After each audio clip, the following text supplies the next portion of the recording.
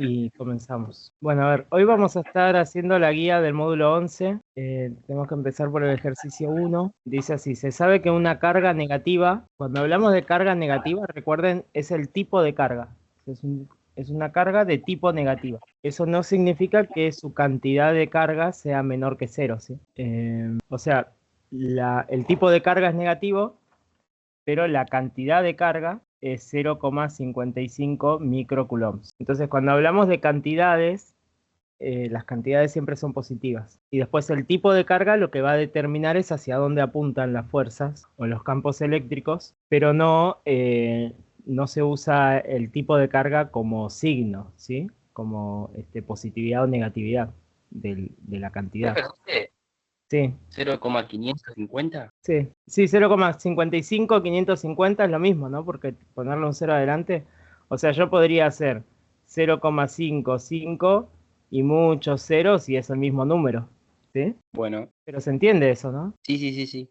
Ok, genial, buenísimo. Bueno, entonces el ejercicio me dice que tenemos una carga negativa, me da la cantidad de carga, y dice que esta carga está ejerciendo fuerza hacia arriba sobre una carga de valor desconocido que está debajo, ¿sí? O sea, yo tengo una carga debajo, esta carga que está debajo recibe fuerza hacia arriba. Acá la parte difícil capaz que es interpretar, ¿no? Entonces está haciendo fuerza hacia arriba a una carga que está debajo. Si la fuerza apunta hacia arriba, ¿qué significa eso? O sea, ¿qué signo tiene que tener la carga que está abajo? Positiva.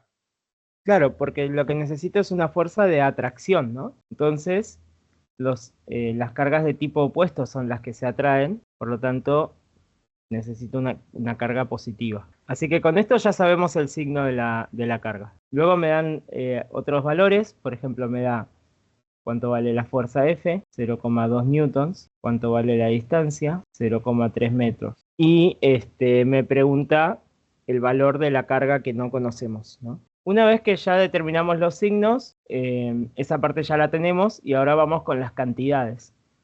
Para eso usamos la ecuación de Coulomb, que me dice que la fuerza es igual a la constante por las cargas dividido la distancia al cuadrado. Y yo todos estos datos los tengo, ¿no?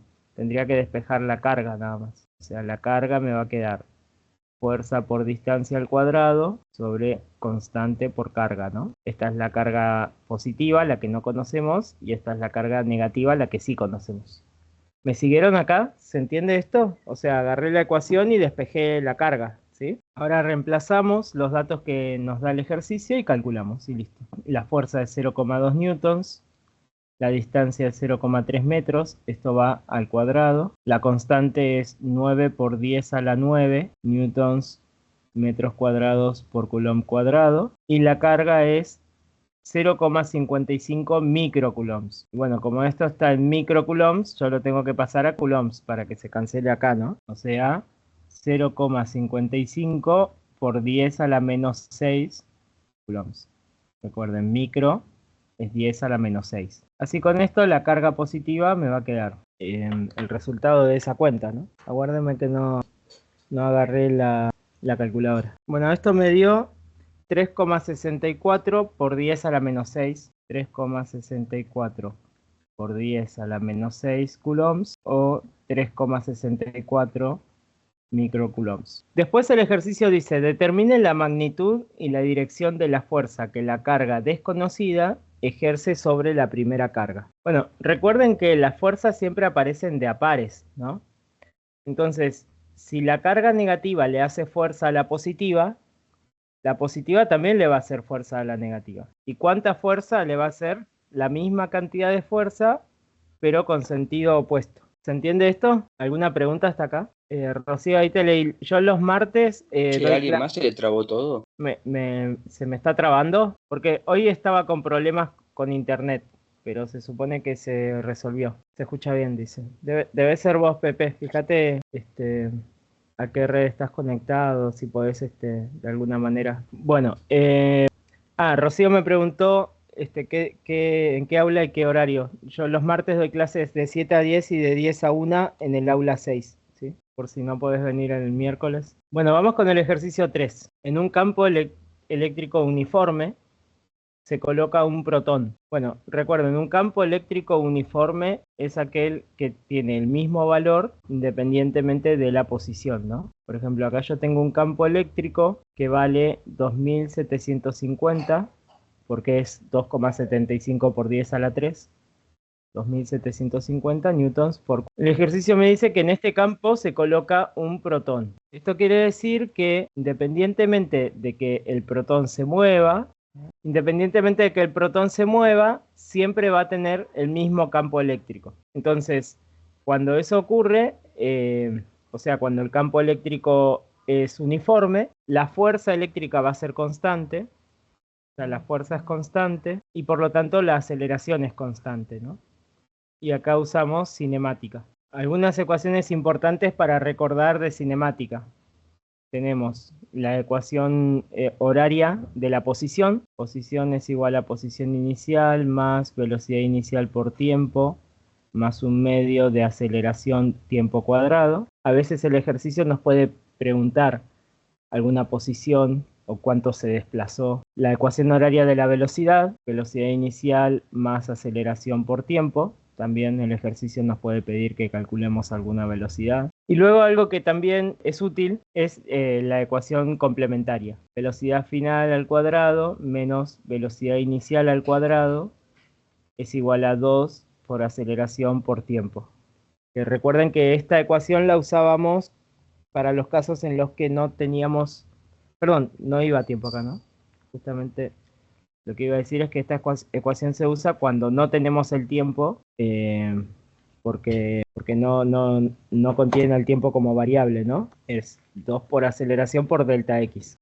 Luego, otras cosas que hay que recordar para esta parte es de dinámica, la segunda ley de Newton, o sea, aceleración es igual a fuerza es igual a aceleración por masa. Y de trabajo y energía, que el trabajo es la fuerza por el desplazamiento, y luego la ecuación de energía cinética, un medio de la masa por velocidad cuadrada. Profe, sí. F por delta X por el coseno. Eso sí, la fuerza tiene un ángulo. Ah, está bien. Sí, la fuerza tiene un ángulo, sí, pero como acá es una partícula que está flotando en el espacio, ¿no?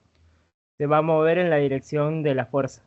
Podría pasar, por ejemplo, que la partícula se mueve hacia allá, pero la fuerza apunta hacia acá. Pero no van a haber ejercicios de ese estilo, ¿sí? Bueno, este repaso es porque los ejercicios de campo eléctrico uniforme van a ocupar estas ecuaciones siempre.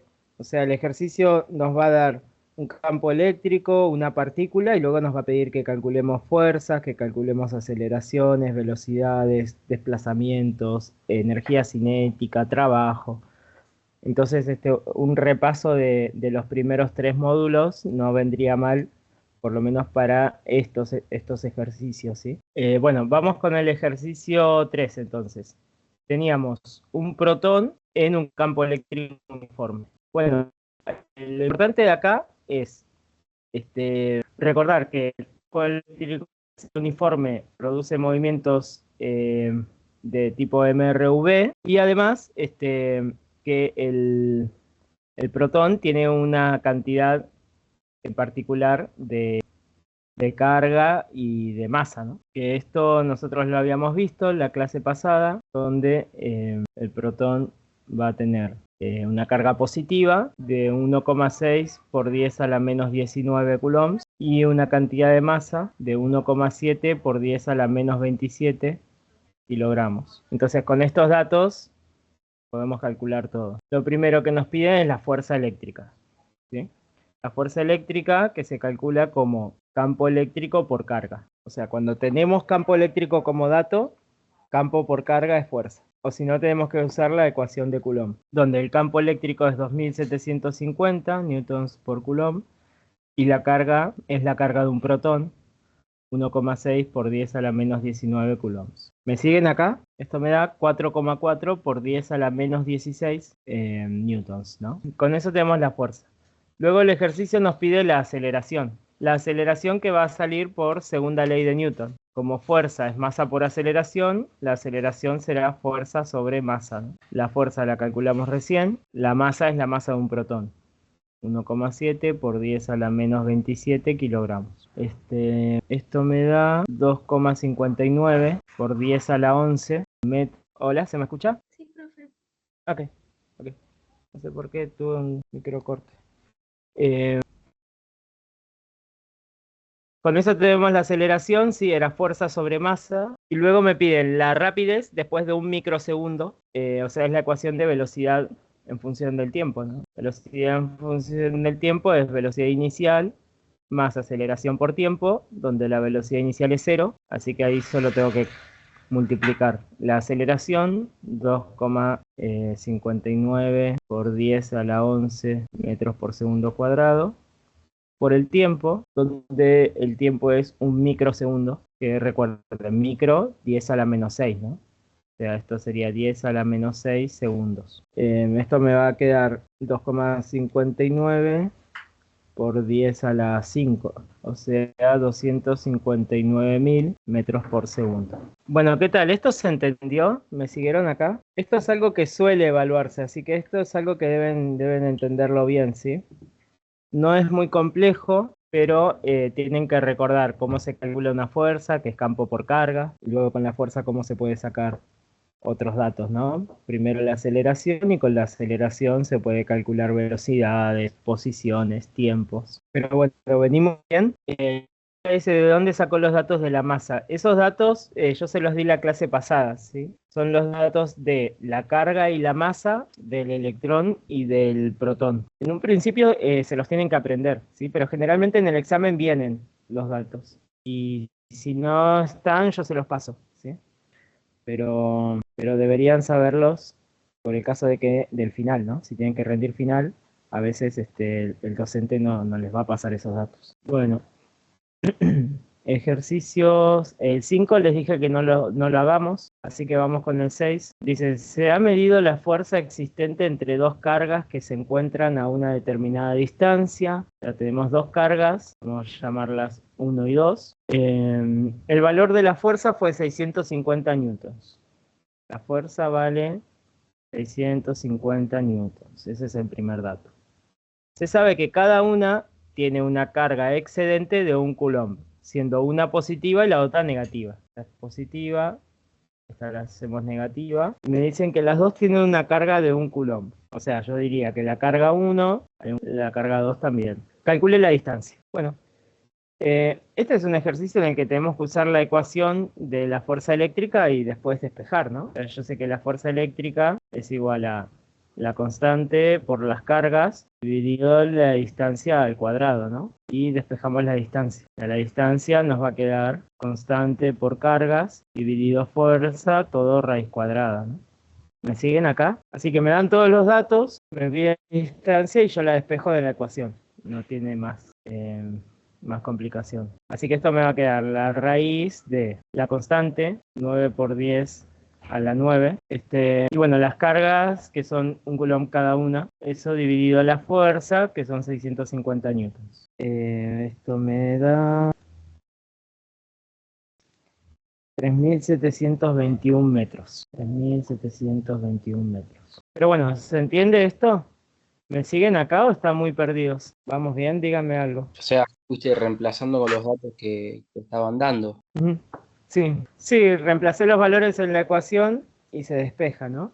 Pero yo creo que la parte difícil, por lo menos así lo entiendo yo, es entender el enunciado, o sea, leer y entender lo que nos está pidiendo, lo que nos está dando, ¿no? Capaz que eso es más que nada lo que hay que entrenar. Porque bueno, ahí yo siempre veo que se equivocan un poco. Los ejercicios no son tan complejos, pero lo que cuesta a veces es interpretar. Leonela dice, es uno de los ejercicios más fáciles. Sí, lo es porque es solamente reemplazar en la ecuación, ¿no? Bueno, vamos con el ejercicio 7. Una partícula tiene una carga de menos 3 nanocoulombs. Acá recuerden que la partícula es negativa, pero la carga es 3 nanocoulombs, ¿no? Cuando ustedes le ponen el signo es para identificar el tipo de carga, pero no me está dando un dato de cantidades, ¿sí? La carga es negativa, pero la cantidad es 3 nanocoulombs. Dice, determine la magnitud y la dirección del campo eléctrico que produce esa partícula en un punto vertical sobre la misma. Bueno, acá tenemos campo eléctrico, ¿sí? Recuerden que el campo eléctrico se produce en el espacio y no en otra partícula, ¿sí? O sea, es un punto en el espacio. Por ejemplo, en este caso, un punto ubicado a 0,25 metros justo encima. Bueno, las cargas negativas producen campos eléctricos hacia adentro. Por lo tanto, el campo eléctrico que se produzca va a ir hacia abajo. Y luego la cantidad viene por una ecuación. Es constante por carga sobre distancia al cuadrado. Así que acá hay que calcular nada más. La constante es 9 por 10 a la 9. La carga 3 nanocoulombs, o sea 3 por 10 a la menos 9. Recuerden, nano es 10 a la menos 9. La distancia es 0,25 metros, que va al cuadrado. Todo eso me da el campo eléctrico. 432, estos son newtons por coulomb. Bueno, el campo eléctrico. El campo eléctrico se ubica en un punto del espacio y si es negativa, va a apuntar hacia la partícula. Si la partícula es positiva, va a apuntar hacia afuera de la partícula, ¿sí? Eso fue el punto A. El punto B dice, ¿a qué distancia el campo eléctrico vale 12? Me pregunta, ¿a qué distancia el campo vale 12? También uso la ecuación del campo, pero ahora para despejar la distancia, ¿no? Si el campo eléctrico es K por Q sobre D cuadrado, entonces puedo despejar la distancia. Paso el campo a dividir, me queda K por Q dividido E, y el cuadrado se cancela como una raíz. El ejercicio me preguntaba a qué distancia el campo vale 12. Bueno, entonces reemplazo los datos, la constante, la carga era 3 nanocoulombs, el campo eléctrico me decía que esto me da 1,5 metros. Siempre es importante recordar que el campo eléctrico no es una fuerza, ¿sí? El campo eléctrico lo que es la interacción entre una partícula con el espacio, y al momento en el que aparece una carga en el campo eléctrico, entonces ahí va a aparecer la fuerza. Bueno, ahora el ejercicio 8. El ejercicio 8 dice, un protón es acelerado desde velocidad inicial 0 en un campo eléctrico uniforme de 640 newtons por coulomb. Bueno, esto más o menos lo habíamos visto, ¿no? Es un campo eléctrico, o sea que la fuerza va a ser constante, la aceleración va a ser constante. El campo eléctrico vale 640 newtons por coulomb y coloco dentro del campo eléctrico un protón. Entonces voy a usar los datos de carga y masa del protón. Me dice que después de un tiempo la velocidad llega a ser 1,2 macrómetros. Esta M mayúscula, macro, ¿sí?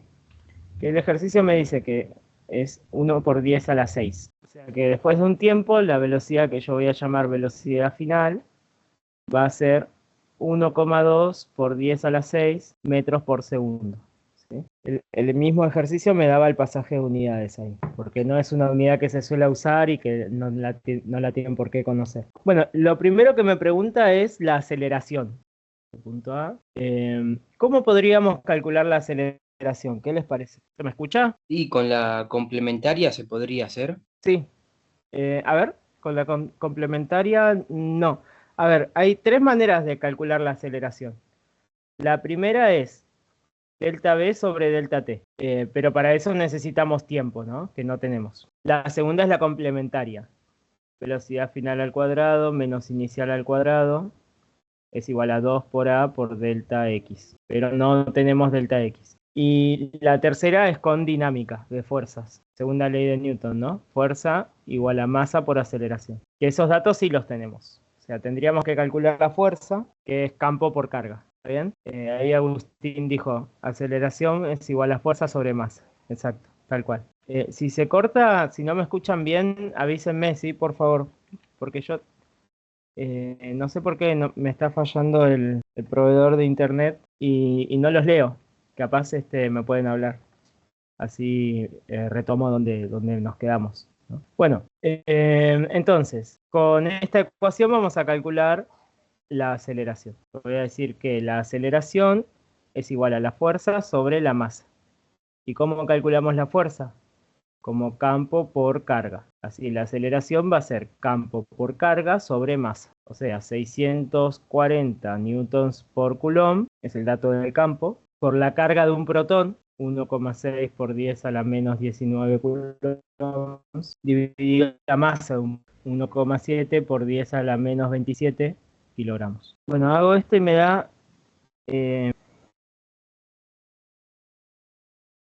aguárdame, voy a ver si lo hice bien. Sí, me da 6,02 por 10 a la 10. Estos son metros por segundo cuadrado. Esa es la aceleración.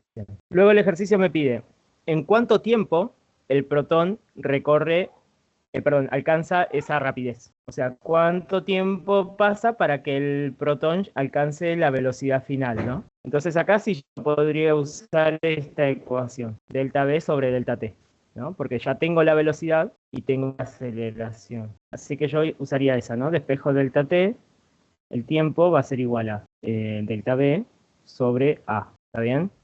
O sea, 1,2 por 10 a la 6 metros por segundo, menos 0 porque arranca de 0, dividido 6,02 por 10 a la 10 metros por segundo cuadrado. Entonces, ¿cuánto tiempo pasa para que el protón alcance esa velocidad? 1,99 por 10 a la menos 5 segundos. Luego dice, ¿qué distancia recorre en ese tiempo? Entonces, distancia.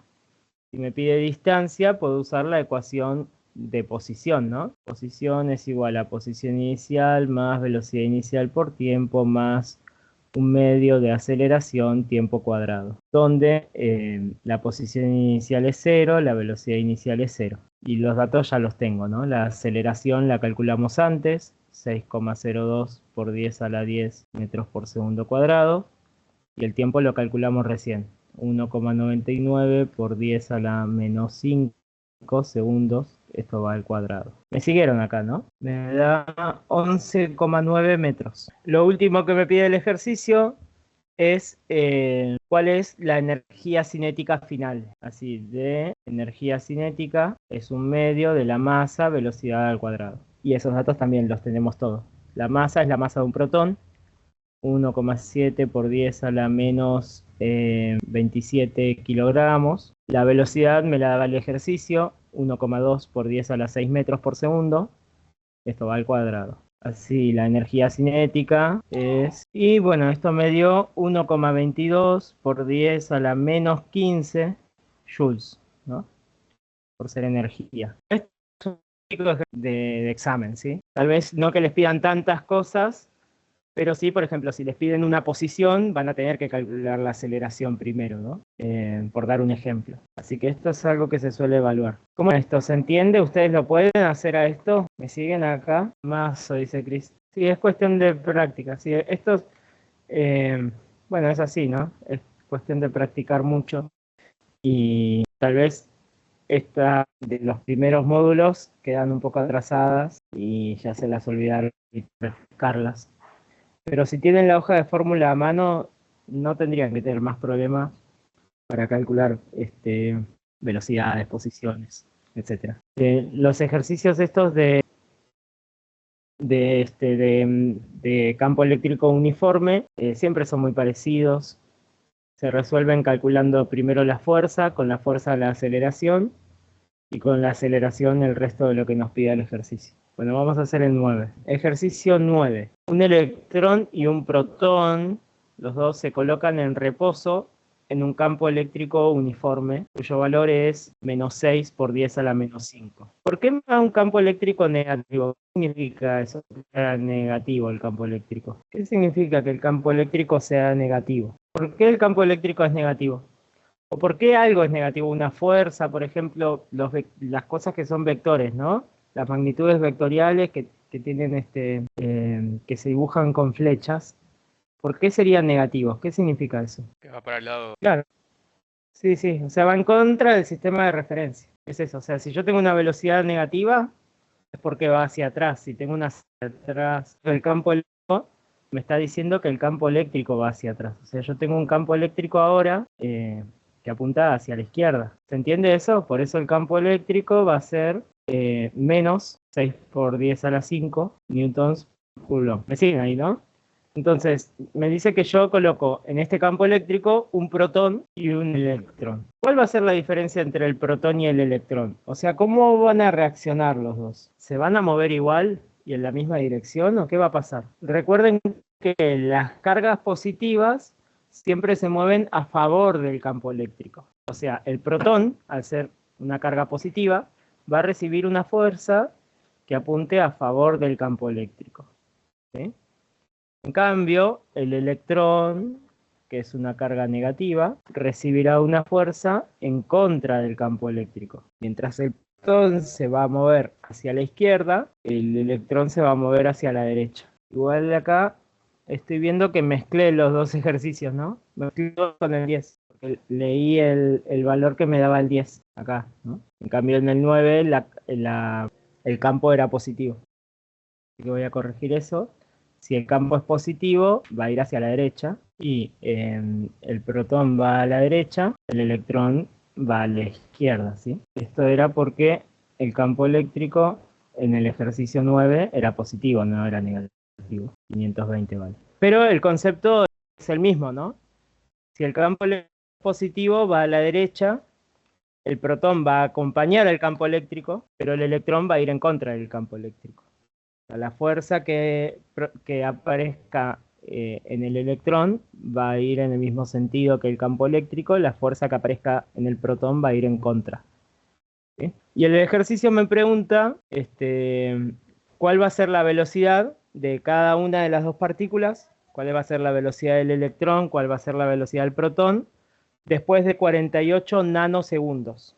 ¿Sí? O sea, me dice cuando pasen 48 nanosegundos, o sea, delta t es 48 por 10 a la menos 9 segundos, y cuál va a ser la velocidad. Bueno, la velocidad se calcula como velocidad inicial más aceleración por tiempo, ¿no? Donde la velocidad inicial es 0. Así que yo necesito la aceleración porque el tiempo lo tengo. Y esto ya lo habíamos visto, ¿no? La aceleración la sacamos como fuerza sobre masa y la fuerza la sacamos como campo por carga. O sea, al final lo que vamos a hacer es esto, ¿no? De nuevo, ¿de dónde sale esto? Si yo quiero la velocidad, necesito la aceleración.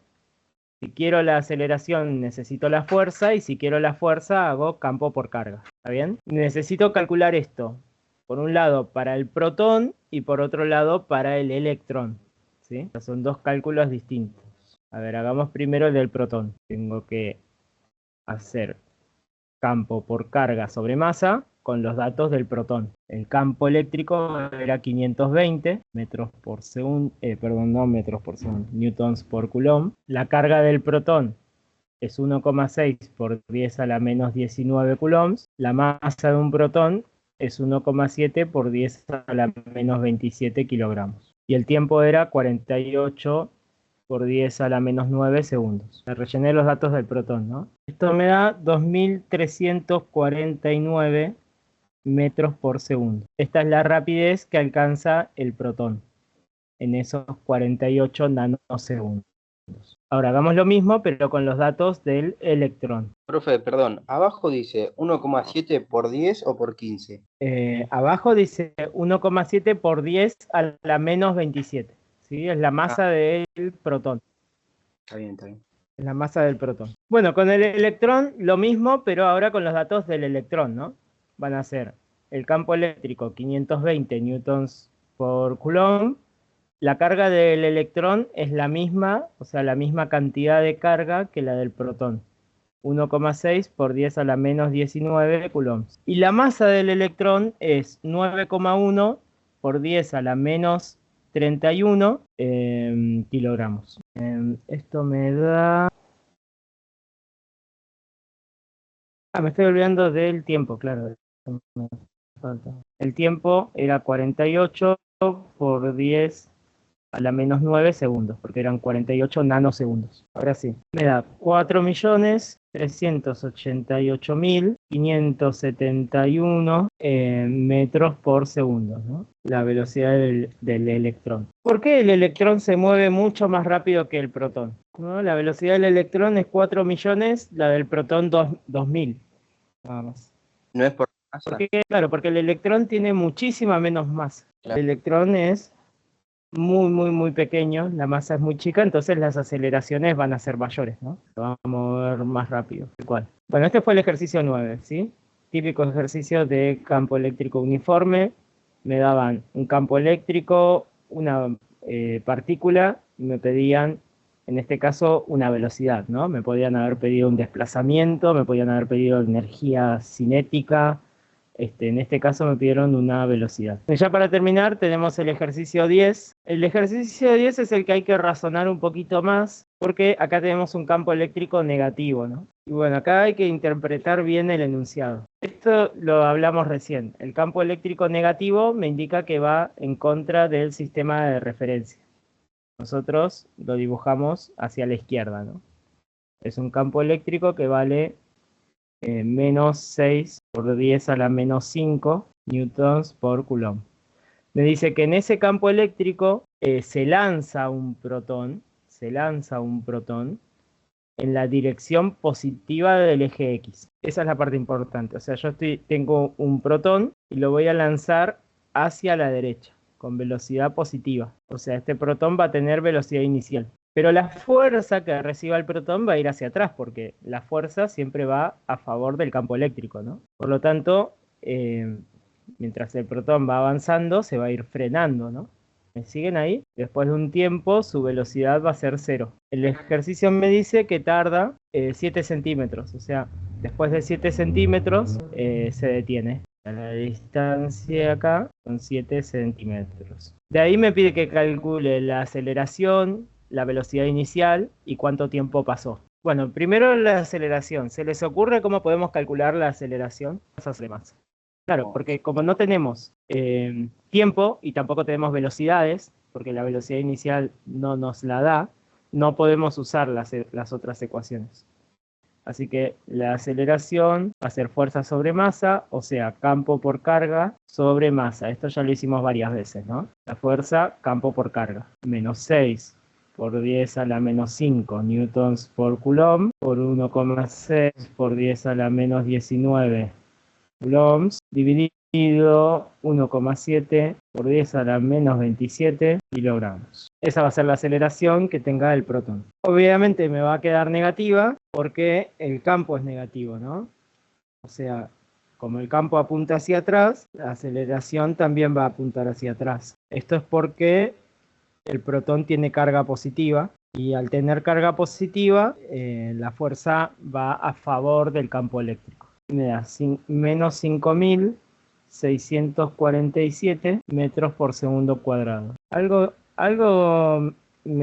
me parece raro, porque lo había hecho antes y daba distinto. Acá está, el campo era por 10 a la 5, no por 10 a la menos 5. Por 10 a la 5, esto me va a quedar diferente, ¿no? La 5,65 menos 5,65 por 10 a la 13. O sea, la aceleración era mucho mayor, ¿no? Había copiado mal el valor del campo eléctrico. Bueno, y ahora que ya tenemos la aceleración, podemos empezar a usar las demás ecuaciones de cinemática.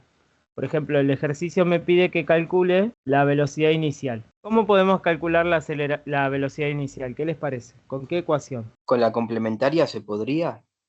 Claro, sí, con la complementaria. ¿Por qué? Porque no tenemos tiempo. Como no tenemos tiempo, vamos a la complementaria. Tenemos desplazamiento, ¿no? Entonces me queda, la complementaria es así. Velocidad final al cuadrado menos velocidad inicial al cuadrado, que es lo que quiero averiguar, igual a 2 por A por delta X. De acá queremos despejar la velocidad inicial. Así esto nos va a quedar. Velocidad inicial es igual a la raíz de la velocidad final al cuadrado menos 2 por A por delta X, ¿no? Así la velocidad inicial va a ser la raíz de... La velocidad final es 0. La aceleración la habíamos calculado antes, menos 5,65 por 10 a las 13 metros por segundo cuadrado, negativa, y el desplazamiento 0,07 metros. Profe, ¿por qué lo haces en metros y no en centímetros? Porque la aceleración está en metros, necesito que me coincidan las unidades. Está bien, está bien. Bueno, esto me da 4.440.000 46.909 metros por segundo. Bueno, eso es lo que me dio a mí la velocidad inicial. Lo último que nos pide el ejercicio es el tiempo. Y ahora sí puedo usar la ecuación que tiene tiempo, ¿no? Aceleración es delta v sobre delta t. Y ahí saco el tiempo, que va a ser delta v sobre a, ¿no? La velocidad final es 0. La velocidad inicial la calculamos recién, 4.446.909. Y la aceleración la habíamos calculado en el punto A, menos 5,65 por 10 a la 13 metros por segundo cuadrado. Me da 7,87. 7,87 me da. Por 10 a la menos 8 segundos. Bueno, ¿qué les parece? ¿Me siguieron acá? ¿Se entendió? ¿Quedó claro? El último punto es un punto teórico. Esto no es algo que se suele evaluar. Nosotros lo habíamos visto más o menos sobre los campos eléctricos, en este caso para dos cargas, ¿sí? Un dipolo, que son dos cargas de signos opuestos, y dos cargas positivas. O sea, esto nosotros lo habíamos visto, pero es un poquito más específico, ¿no? Yo estoy buscando porque tenía unas imágenes preparadas acá. Bueno, esto lo vimos. Por un lado, las cargas positivas tienen campo hacia afuera, las cargas negativas tienen campo hacia adentro. Esto lo habíamos visto. Como nosotros trabajamos en una sola dimensión, nos interesa la parte horizontal, ¿no? Pero estos esquemas están en dos dimensiones. Después tenemos los dipolos. Los dipolos son sistemas de dos polos opuestos, o sea, un polo positivo y uno negativo. ¿Qué pasa? El campo eléctrico positivo expulsa, o sea, va hacia afuera, y el negativo atrae, o sea, va hacia adentro, ¿no? Por ejemplo, si yo coloco una partícula positiva acá, va a hacer este recorrido. Se va a alejar de la positiva, pero la negativa lo va a acercar. ¿Se entiende? Es eso. Esto es para que lo vean, pero como les digo, es una cuestión más bien teórica. Ejercicios prácticos de esto no hay. Si tengo dos cargas negativas, las dos atraen, entonces hay una zona en la que se cancelan entre sí, porque los campos van en sentidos opuestos. Entonces hay toda una zona donde las fuerzas se cancelan y bueno, el campo eléctrico nos queda así. Y por último, si tenemos dos partículas positivas, es el mismo esquema, pero hacia afuera, ¿no? Sí, a esto no le dé mucha prioridad porque no es algo que se suele evaluar o por lo menos casi nunca. Así que bueno, esto fue el módulo 11, ¿sí? Vamos a tomarnos un descanso y empezamos con los módulos 12 y 13, ¿sí? Así que cortamos un ratito hasta las 3 menos cuarto y retomamos, ¿sí? Bueno, Bueno, acá estamos de nuevo. Vamos a ver lo que corresponde a los módulos 12 y 13, ¿sí? Que muy relacionados, así que los vemos juntos. Voy a esperar un ratito porque se están sumando gente de nuevo, así que 2 minutitos y empezamos. ¿Sabes, Leonela, que recién te leo? Preguntas, dos cargas iguales se repelen, dos cargas diferentes se atraen. Calculo que decís por las gráficas del campo eléctrico, ¿no? Lo que decís es cierto. Dos cargas iguales se repelen, dos cargas diferentes se atraen. Pero ahí vos estás hablando de fuerzas, ¿sí? Las fuerzas se aplican sobre las cargas. Si las cargas son iguales, las fuerzas son repulsivas. Si las cargas son distintas, las fuerzas son atractivas, ¿sí? Pero eso no es lo mismo que con el campo eléctrico. El campo eléctrico es otra cosa, ¿sí? El campo eléctrico ya no es ni atractivo ni repulsivo.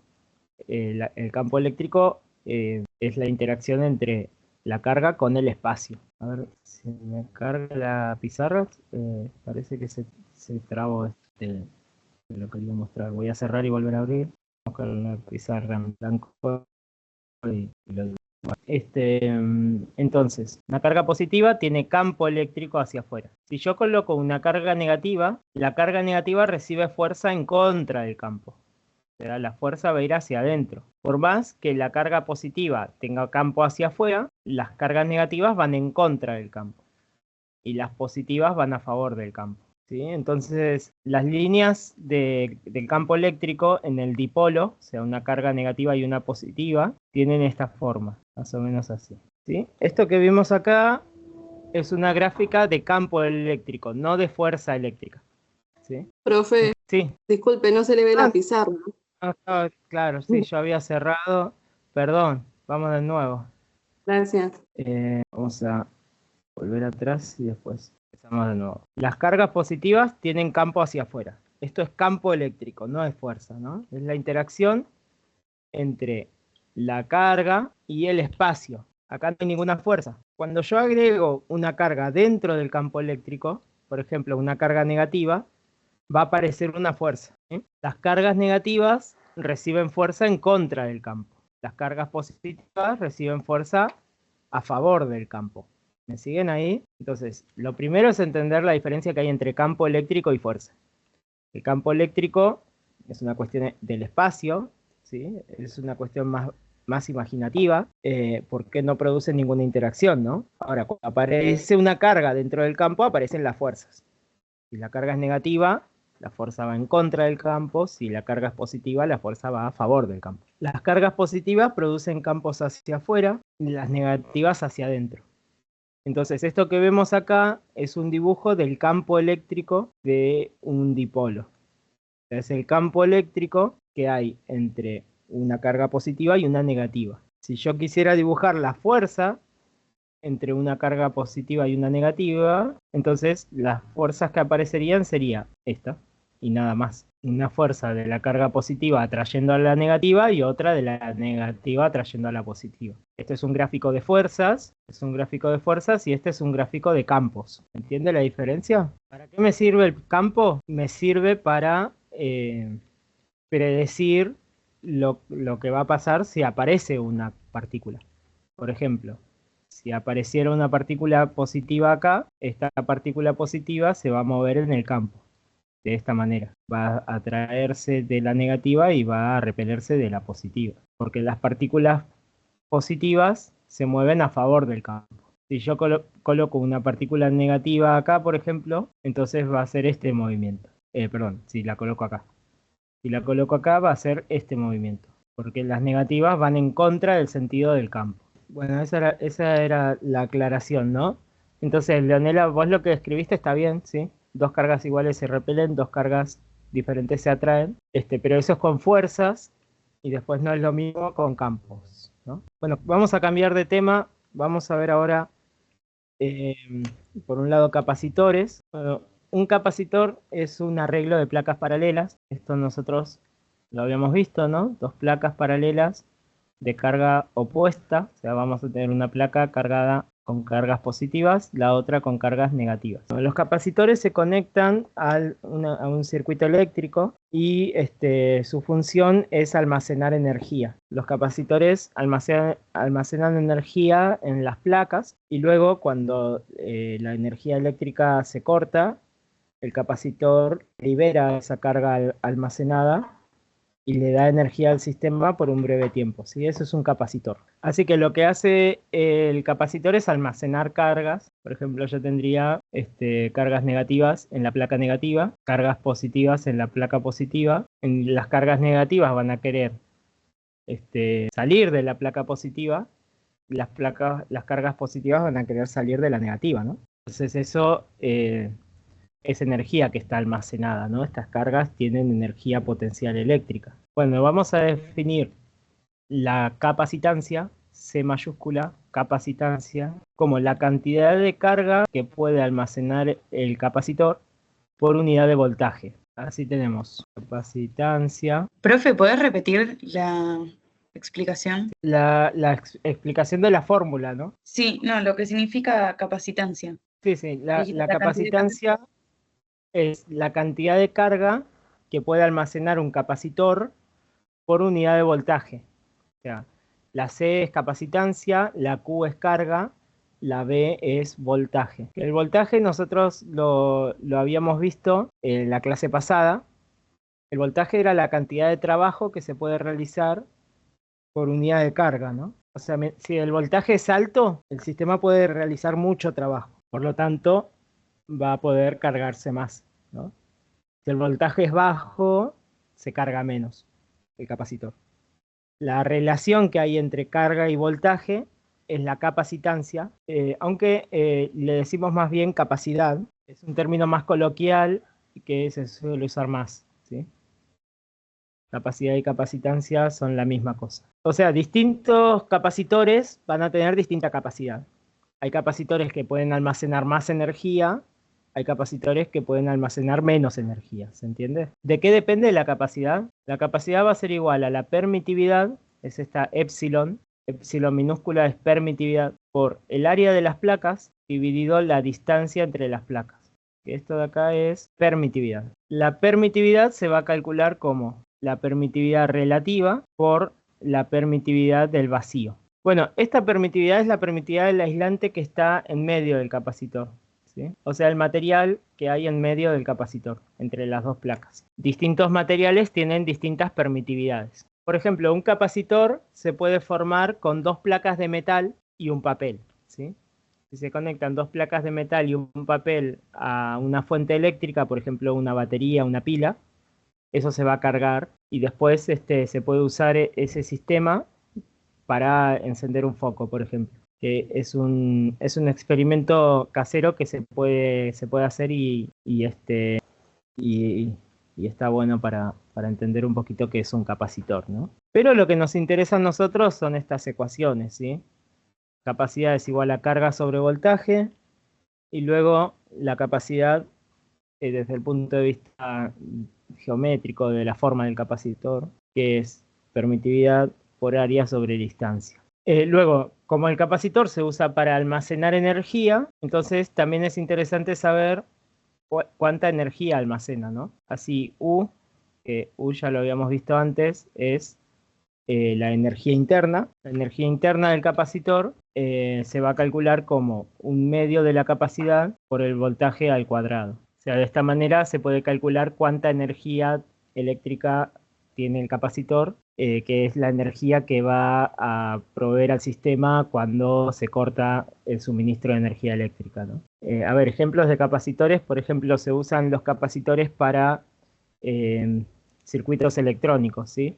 Un circuito electrónico como el de una computadora tiene capacitores que almacenan un poquito de energía eléctrica y cuando se corta la electricidad, el capacitor funciona por un breve tiempo proveyendo de energía eléctrica para cerrar algún proceso o guardar alguna información o para no dañar algún aparato, ¿no? Los capacitores entonces almacenan poca energía y la liberan en muy poco tiempo.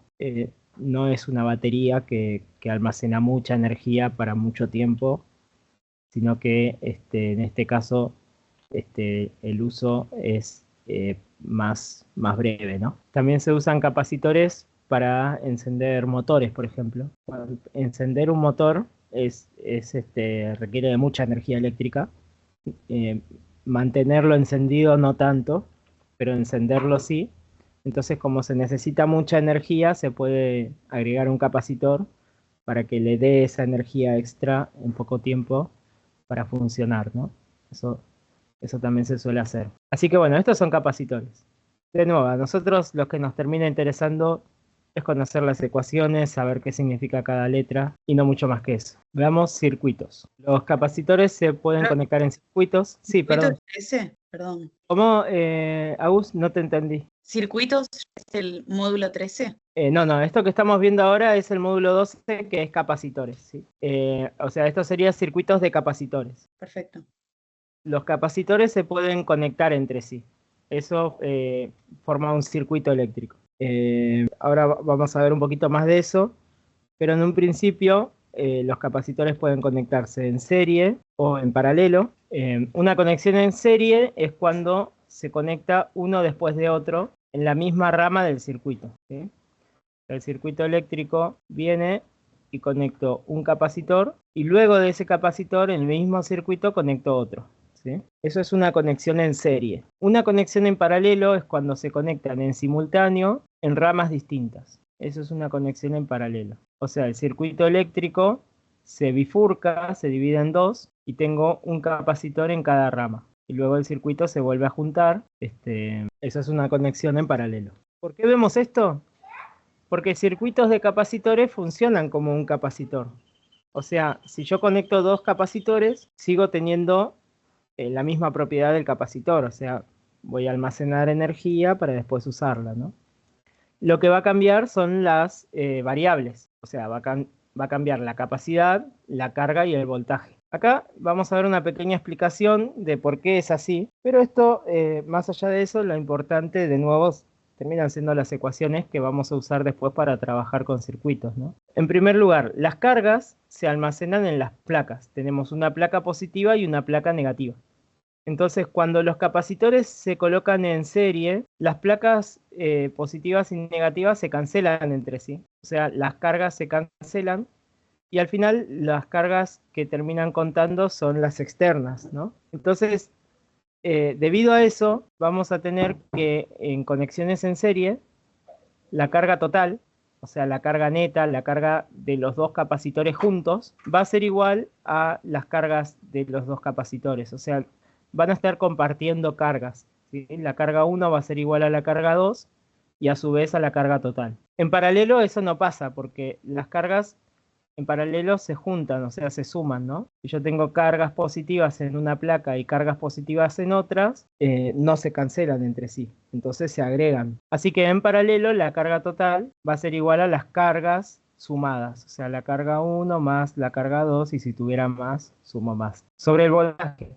En serie, los voltajes se acumulan. Recuerden que el voltaje es del potencial eléctrico. O sea, yo tengo un potencial eléctrico acá y acá tengo menos potencial eléctrico.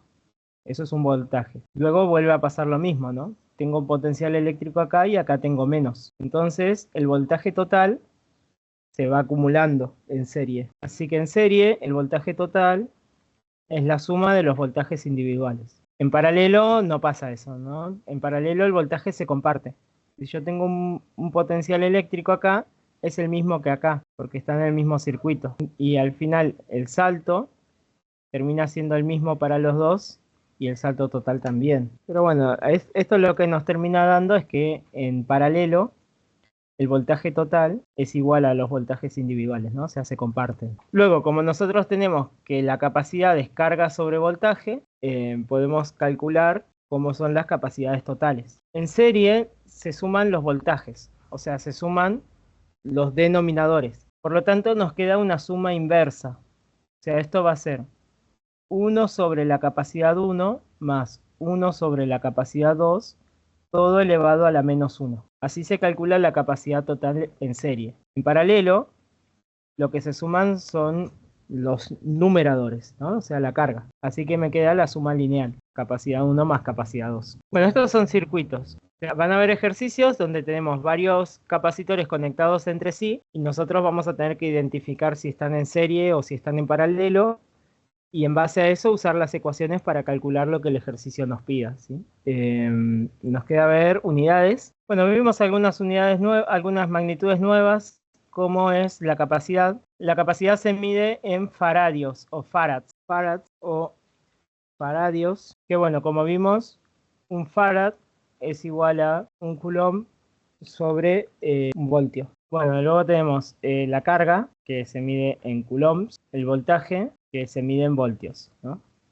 Esto habíamos visto que un voltio, o volt, era un joule por coulomb, ¿no? O sea, de acá sacamos que un farad también va a ser un coulomb cuadrado por joule. Igualmente, a esto no le dé mucha bolilla porque no es algo que se suele usar. O sea, vamos a usar farads, coulombs, voltios, y después recuerden que, por ejemplo, ¿no? Para energía interna, si yo mido la capacidad en farads, el voltaje en volts, voy a tener joules, ¿sí? Que bueno, es el único uso que le damos. ¿Qué más? Luego tenemos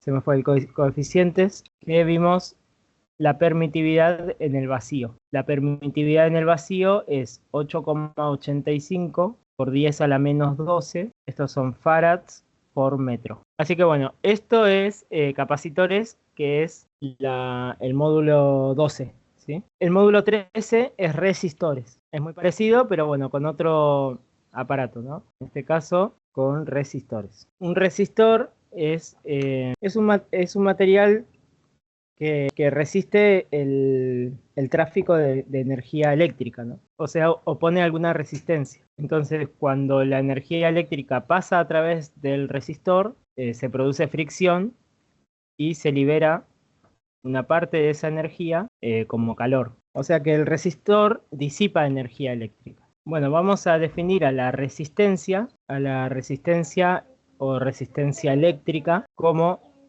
la cantidad de voltaje que se produce por unidad de intensidad eléctrica. ¿Cuánto voltaje por unidad de intensidad? Bueno, ¿qué es la intensidad eléctrica? La intensidad eléctrica sería el caudal eléctrico. O sea, si comparamos al circuito eléctrico con un circuito hidráulico, o sea, una tubería donde pasa agua, ¿sí? La intensidad eléctrica sería el caudal. O sea, la intensidad me dice cuánta carga circula por unidad de tiempo. Mientras más intenso sea un circuito eléctrico, significa que va a haber más carga circulando, ¿no? Y claro, si circula mucha carga, entonces la resistencia aumenta. Perdón, la resistencia disminuye porque hay mucha intensidad, ¿no? Y bueno, como dijimos, el voltaje es la diferencia del potencial eléctrico. Cuando la energía eléctrica pasa a través de un resistor, su potencial eléctrico disminuye. Bueno, así que a esto se lo conoce como ley de Ohm, ¿sí? Y rige lo que es los circuitos con resistores. ¿De qué depende la resistencia? Depende de un coeficiente, que es el coeficiente de resistividad, multiplicado por la longitud y dividido por el área, ¿sí? O sea que para que un resistor tenga mucha resistencia, tiene que estar hecho de un material que tenga mucha resistividad y además hay que maximizar la longitud y minimizar el área, ¿no? Si yo quiero que la resistencia sea muy alta, voy a buscar un material con una longitud muy extensa y con un área muy pequeña, ¿no? Por eso en los resistores se suelen usar resortes. Los resortes son buenos resistores porque tienen un área pequeña, son muy extensos y ocupan poco espacio, ¿no? Por eso se esquematiza así con este símbolo como si fuera un resorte. No sé, por ejemplo, los resistores se usan para disipar energía eléctrica, por ejemplo, y convertirlo en calor, ¿no? Una estufa eléctrica. Una estufa eléctrica va a tener resistores. La típica estufa a vela, la vela de la estufa está hecha con un resorte y tiene un plástico que lo protege, ¿no?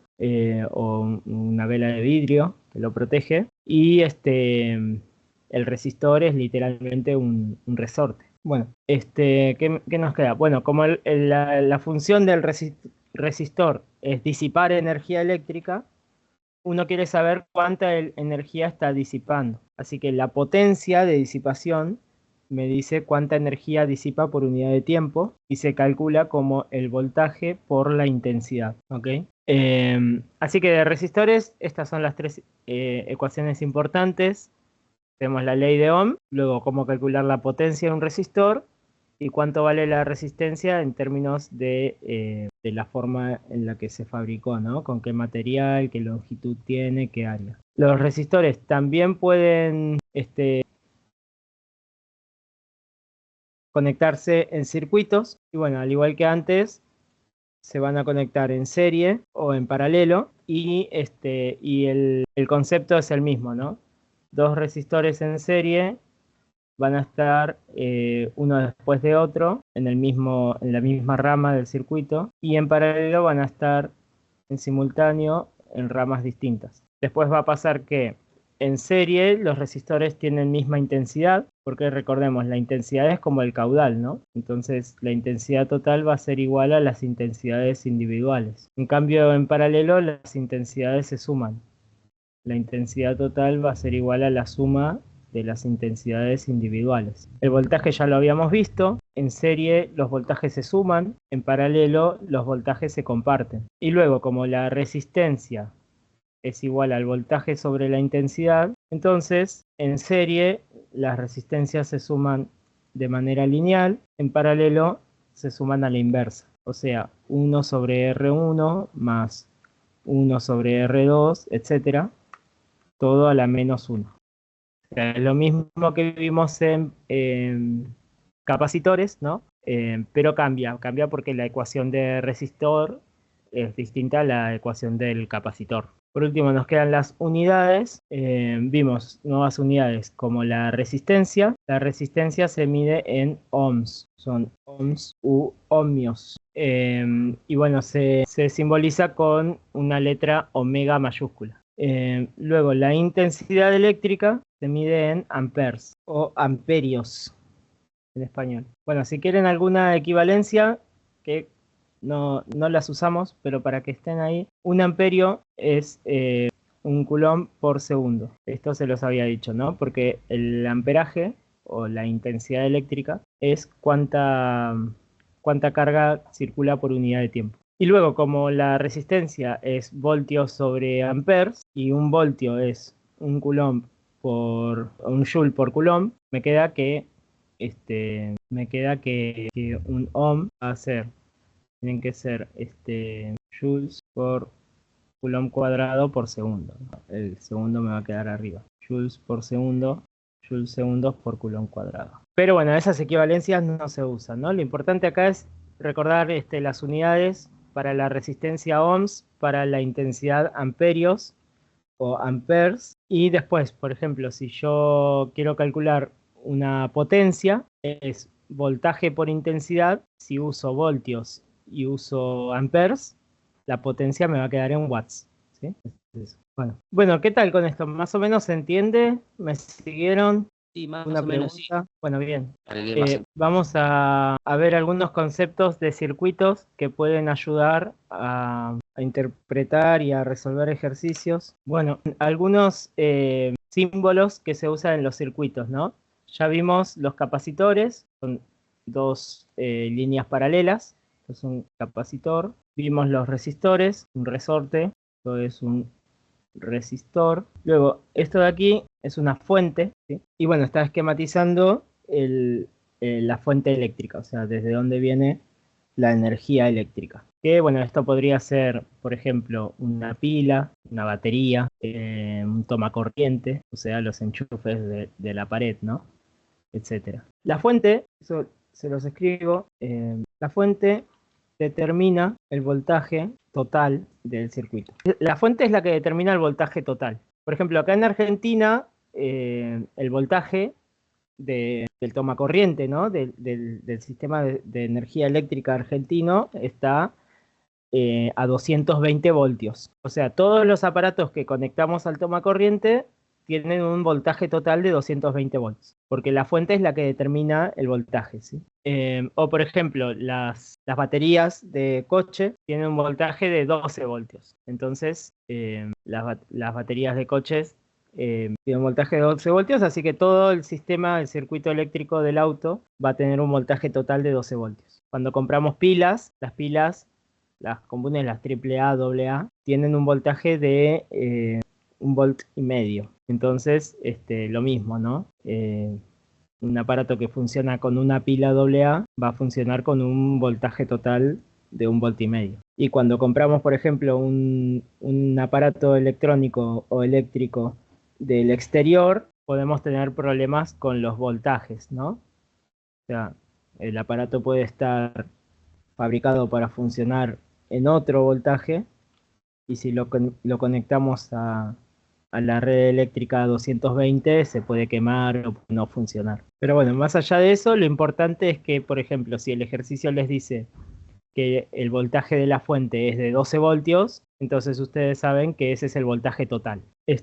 Otro símbolo es el del amperímetro. El amperímetro es un aparato que mide amperaje, o lo que nosotros conocemos como intensidad. También está el voltímetro, que va a medir voltaje, ¿no? Va a medir la diferencia del potencial eléctrico o voltaje. Y luego otro símbolo es el de las llaves. Esto es una llave abierta. La llave lo que hace es desconectar una parte del circuito, así la llave al abrirse anula una rama del circuito. O sea, toda la rama del circuito donde está la llave se va a anular, porque se desconecta y ya no va a circular la energía eléctrica por toda esa rama, ¿no? Que bueno, es lo que pasa, por ejemplo, cuando apagamos la luz. El switcher es una llave, ¿no? Que conecta o desconecta el circuito eléctrico donde está la luz. Bueno, y luego veamos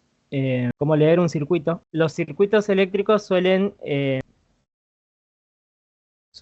esquematizarse en forma circular. Por ejemplo, un circuito de resistores podría tener esta forma. Así, este es un circuito de 4 resistores que están conectados a una fuente, y lo que nosotros tendríamos que hacer es identificar qué resistores están en serie y qué resistores están en paralelo. Ahora, esto a veces es un poco difícil. A veces el ejercicio puede estar hecho como para confundir un poco por la manera en la que se conectan las cosas, pero una manera de simplificarlo es pasar el circuito de forma circular a un formato lineal. Bueno, ¿cómo hacemos esto? Lo que vamos a hacer es recorrer el circuito e ir copiando todo lo que nos encontramos. Y lo vamos a copiar de manera horizontal. Veamos un ejemplo. En este caso, lo primero que tengo es la fuente. Entonces, comienzo desde ahí, desde la fuente. Avanzo un poco y me encuentro con un resistor. Lo dibujo acá. Avanzo y tengo un resistor, ¿sí? Luego de eso, acá el circuito dobla, ¿no? Pero eso no lo dibujamos nosotros, porque estamos haciendo algo lineal. Pero el circuito avanza y tenemos una bifurcación. O sea, el circuito se divide en dos. Por lo tanto, eso sí lo dibujamos. Se divide en dos y seguimos en el formato lineal. Seguimos avanzando hacia adelante. En una de las dos ramas nos encontramos con otro resistor. Así, por ejemplo, en esta rama superior voy a dibujar el resistor que me encontré. Les puedo poner el nombre, ¿no? Este era el 1, este era el 2. En la otra rama tenemos un resistor y luego otro. Que eso lo dibujo en la otra rama, ¿no? Primero un resistor y luego otro. De ahí las dos ramas se juntan y terminan en la fuente. Entonces junto las dos ramas y luego tengo la fuente. Este es el esquema lineal. ¿Sí? Esto es un ejemplo. Los circuitos pueden tener distintas formas. O sea, los más o menos resistores conectados de manera distinta, pero el proceso siempre es el mismo, ¿no? Es partir desde la fuente, ir avanzando y copiar todo lo mismo, pero de manera lineal, o sea, de manera horizontal, ¿no? Los dos circuitos son exactamente el mismo circuito. Los dos circuitos son lo mismo, pero esquematizados de manera distinta, ¿sí? Nada más. Para mí, el formato lineal es mucho mejor para identificar si los resistores están conectados en paralelo o en serie. Por ejemplo, ¿no? En este caso, los resistores 3 y 4, ¿qué tipo de conexión tienen? ¿Serie o paralelo? En serie. Sí, están en serie, ¿no? Porque están los dos sobre la misma rama y están conectados uno después de otro. Así que acá yo pondría serie.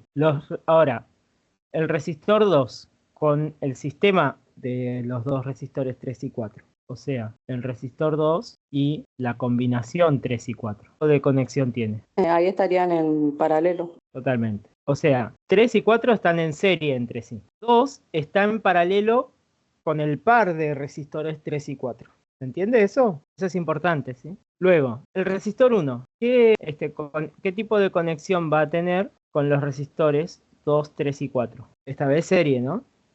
Se ve eso, ¿no? Ahí veo que me escriben serie en el chat, así que sí, se entendió. Genial, buenísimo. O sea, acá el resistor 1 y los resistores. Aguárdame que voy a desconectar esto. No me está funcionando el lápiz. Bueno, el resistor con el sistema 2, 3, 4 van a estar en serie. Bueno, y acá es importante esto, ¿no? 3 y 4 están en serie, 2 está en serie con los dos juntos, con 3 y 4 juntos. Y 1 está en serie con 2, 3, 4 juntos. ¿Y de qué nos sirve esto? Bueno, para usar las ecuaciones, ¿no? Como acá tengo resistores, usaría estas de acá. Para los casos que están en serie, la intensidad se comparte y los voltajes se suman, las resistencias se suman. Para los casos en paralelo, la intensidad se suma, los voltajes se comparten, la resistencia se suma a la inversa. Entonces, esto es un ejemplo.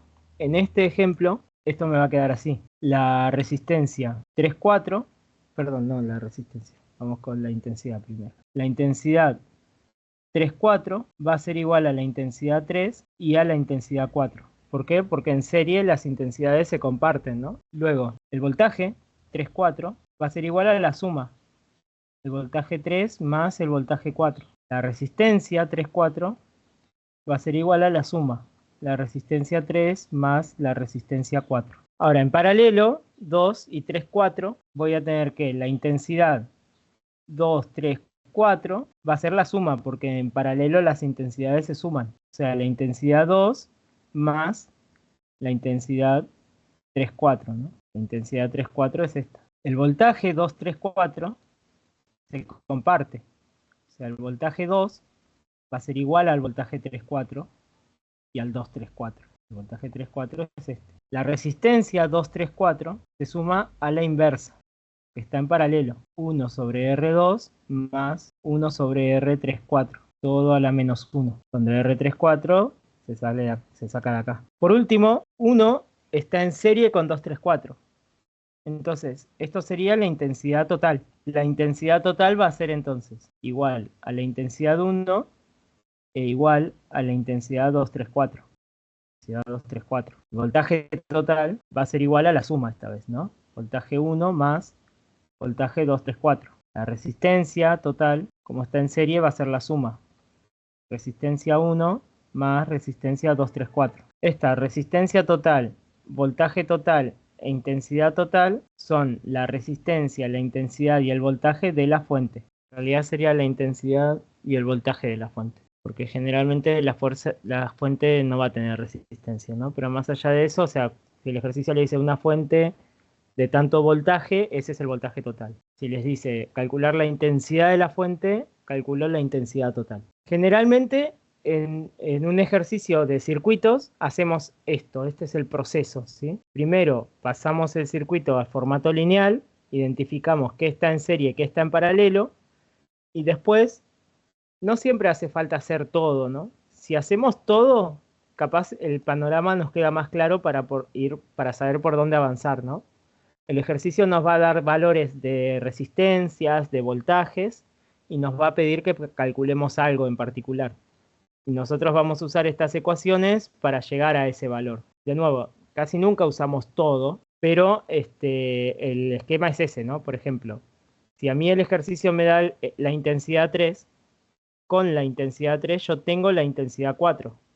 Y también tengo la intensidad 3, 4. Entonces ahí se puede hacer algo para calcular lo que el ejercicio me pida, ¿sí? Bueno, ¿alguna pregunta hasta acá? O sea, profe, primero tenemos que pasarlo a pasaje lineal y después determinar si está en serie o en paralelo. Sí, una vez que ya sabes qué está en serie y qué está en paralelo, de ahí usas las ecuaciones para calcular lo que el ejercicio te pida, ¿sí? Lo que pasa es que si vos no determinás qué está en serie y qué está en paralelo, no sabes qué ecuaciones usar. Por Sí, eso, sí, eso. genial. Bien. Gracias. Bueno, así que esto que vimos ahora son los módulos 12 y 13, ¿sí? La clase que viene los vamos a estar completando y si nos da el tiempo ya empezamos con ondas, ¿sí? El módulo 14 es un módulo teórico. El módulo 14 es bioelectricidad. Yo les voy a pasar una clase grabada para que ustedes la vean y también la clase que viene nos sacamos las dudas de eso, ¿sí? Así que traten de verla durante el finde. Y el miércoles terminamos de cerrar ese tema, que es el módulo 14. El módulo 14 tiene preguntas teóricas, siempre hay alguna pregunta en el examen de bioelectricidad, así que es un módulo que tienen que repasar. El módulo 14 no tiene autoevaluación, no, tiene autoevaluación, pero no tiene guía práctica, ¿sí? Porque no tiene ejercicios prácticos, es todo teoría. Pero bueno, así que esto sería todo por hoy. Yo lo que voy a hacer ahora es editar la clase, así la subo a YouTube. Les paso la clase al grupo de WhatsApp por las dudas de que alguien no tuvo buena conexión o la quiera repasar, lo que sea. Y también les voy a pasar las pizarras, ¿sí? La pizarra con las anotaciones, con los apuntes de lo que estuvimos haciendo. Pero bueno, esto sería todo por hoy y nos estaremos viendo el miércoles, ¿sí? Que tengan lindo finde y gracias por estar. No, igualmente, profe. Hasta luego. Chau. Hasta luego.